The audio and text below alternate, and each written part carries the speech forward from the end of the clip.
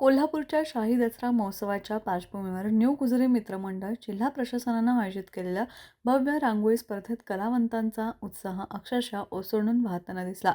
पावसाचा मारा असतानाही कोल्हापूरकरांनी या देखण्या कलाविष्काराला भरभरून दाद दिली. कोल्हापूर शहरातील श्रीमंत गल्ली म्हणून ओळखल्या जाणाऱ्या गुजरीत नगर प्रदक्षिणा मार्गावर भव्य रांगोळी स्पर्धेचं आयोजन करण्यात आलं होतं.